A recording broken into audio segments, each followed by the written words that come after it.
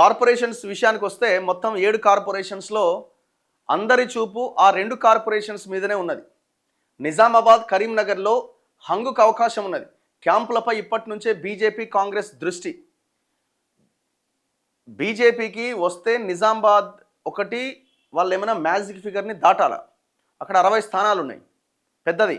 కరీంనగర్ ఇంకా పెద్దది, 66 స్థానాలు ఉన్నాయి. కరీంనగర్లో కొంత మ్యాజిక్ ఫిగర్ని చేరుకోవడం అన్నది అంత ఈజీగా కనబడట్లేదు. మ్యాక్సిమం వాళ్ళు సింగిల్ లార్జెస్ట్ పార్టీగా రావచ్చు. కొంతమంది 20 అంటున్నారు, కొంతమంది 25 అంటున్నారు. ఏదేమైనా 30 దాకా రావాలి. 30 వస్తేనే ఎక్స్ అఫీషియో కలుపుకుంటే ఆ మెజారిటీని దాటగలుగుతారు. సో మరి 30 స్థానాలు డివిజన్లు గెలవడం అన్నది కరీంనగర్లో అంత ఈజీ కాదు అన్నది ఎగ్జిట్ పోల్స్ చెప్తున్నాయి. నేను కూడా అక్కడికి వెళ్ళొచ్చిన కాబట్టి వాతావరణం అట్లున్నది. అక్కడ ప్రధానమైన కారణం ఏంటంటే ఆర్ఎస్ఎస్కి సంబంధించిన కట్టర్ బీజేపీ వాళ్ళకు కూడా టికెట్లు ఇవ్వకుండా అప్పుడే బీఆర్ఎస్ నుంచి వచ్చిన వాళ్ళకి ఇచ్చిర్రు అనేది భావించి వీళ్ళందరూ రెబల్ చేసినారు. కాంగ్రెస్ నుంచి కూడా కొన్ని రెబల్స్ పడ్డాయి, కానీ అంతకంటే ఎక్కువ బీజేపీలో రెబల్స్ పోటీలో ఉన్నారు. సో ఇవన్నీ ఈక్వేషన్స్ దీంతో అండ్ దట్టు బీఆర్ఎస్ అక్కడ ఉన్నది, కాంగ్రెస్ అధికారంలో ఉంది కాబట్టి వాళ్ళు కొంత గట్టిగా పనిచేయడానికి అవకాశం దొరికింది, బీజేపీ చేస్తున్నది. సో ఇవన్నింటి నేపథ్యంలో సో ఈ ఓట్లు కొంత అటు 3 పార్టీలకు పడ్డట్టుగా కనబడుతున్నది. కానీ సింగిల్ లార్జెస్ట్గా మాత్రం బీజేపీ ఉండే ఛాన్సే ఎక్కువగా ఉన్నది. సో మ్యాజిక్ ఫిగర్కి ఎంతవరకు చేరుకుంటున్నది అన్నది క్వశ్చన్ మార్క్. ఇక నిజామాబాద్ వాళ్ళు ఆశలు పెట్టుకున్నది. నిజామాబాద్ అయితే లాస్ట్ టైం ఏమో 2 సీట్లతోని మేయర్ పదవి పోయింది వాళ్ళది. సో ఈసారి మ్యాజిక్ ఫిగర్ చేరుకునే అవకాశం ఉంది అని 29 నుంచి 31 స్థానాల వరకు ఇస్తున్నారు. సో ఇట్లా ఒక నిజామాబాద్ ఒకటి వాళ్ళకి ప్రధానంగా ఉన్నది. కరీంనగర్ అయితే సింగిల్ లార్జెస్ట్గా వచ్చే ఛాన్స్ ఉన్నది. సో మేబీ నేను అనుకుంటా, నా అంచనా ప్రకారం అక్కడ మ్యాజిక్ ఫిగర్కి చేరుకోలేకపోవచ్చు. ఇగో నిజామాబాద్, కరీంనగర్లో హంగుకు అవకాశం. క్యాంపులపై ఇప్పటి నుంచే బీజేపీ, కాంగ్రెస్ దృష్టి. కీలకంగా మారబోతున్న ఇతర పార్టీలు, స్వతంత్రులు. 100కు పైగా మున్సిపాలిటీలు తమవే అని సర్వేలో తేలిందన్న కాంగ్రెస్ వర్గాలు. బీఆర్ఎస్ ఓటింగ్ భారీగా తగ్గిందని అంచనా.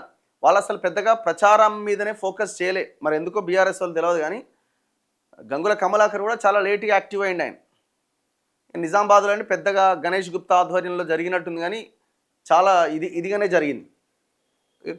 మహబూబ్ నగర్ ఇట్లాంటి ప్రాంతాల్లో కూడా కొన్ని చోట్ల బీఆర్ఎస్ వాళ్ళు చేతులు ఎత్తేసారు. మరి ఎందుకో మరి. రాష్ట్రంలో 116 మున్సిపాలిటీలు, 7 కార్పొరేషన్స్లో ఎన్నికలు జరిగినా అందరి చూపు నిజామాబాద్, కరీంనగర్ కార్పొరేషన్లపైనే ఉంది. ఈ 2 కార్పొరేషన్స్లో పాగా వేయాలని కేంద్ర రాష్ట్రాల్లో అధికారంలో ఉన్న బీజేపీ, కాంగ్రెస్ పార్టీల ప్రయత్నాలు కానీ 2 చోట్ల హంగ్ ఏర్పడవచ్చనే అంచనాల నేపథ్యంలో అక్కడ రాజకీయం రసవత్తరంగా మారింది.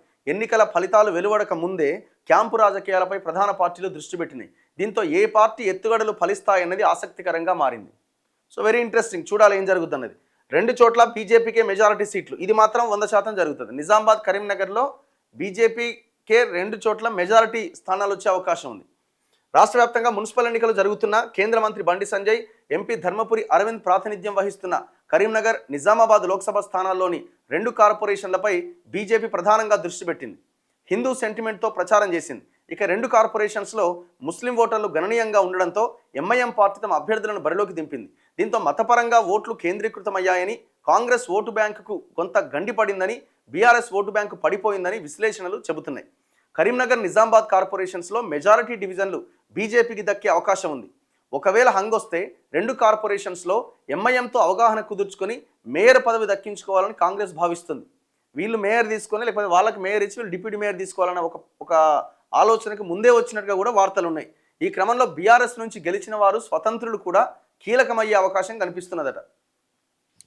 కాంగ్రెస్కు 100కు పైగా మున్సిపాలిటీలు.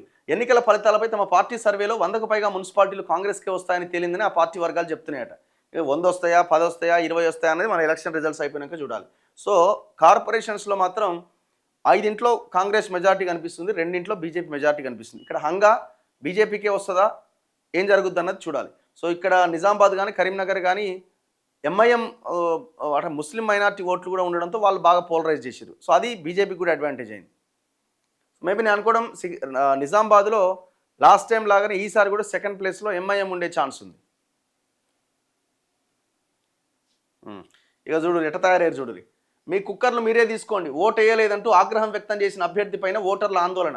అశ్వారావుపేటలో ఘటన, మొత్తం వేసి కొచ్చిరా పేరే తలకాయ మీద. కుక్కర్లు వీధిలో పెట్టి ఆందోళన చేస్తున్న 10వ వార్డు ఓటర్లట. మీరు మాకు ఓటు వేయలేదన్నారట. నీ కుక్కరవద్దు నువ్వు వద్దని చెప్పి అటు రోడ్డు మీద పడేసిరట. ఎందుకు తీసుకోవాలి మరి? ఇచ్చింది కాబట్టి తీసుకున్నాం. అదే కదా మనం చెప్పేది. అసలు వాటి జోలికే అన్నీ ఏం కుక్కర్లు అవి? బల్క్లో కొనే పాత ఎన్నో ఆడ కొనుక్కొచ్చే కుక్కర్లు అవి ఏమైనా పెద్ద కంపెనీ కుక్కర్లా ఏమైనా? అసలు అసలు చర్చే అవసరం లేదు. కంపెనీ కుక్కర్లా లేకపోతే ఇంకో దగ్గర ఎన్నో సిరిసిల్లలో రాగి బిల్లకు బంగారం పూతేసి ఇచ్చిండట నకిలీ.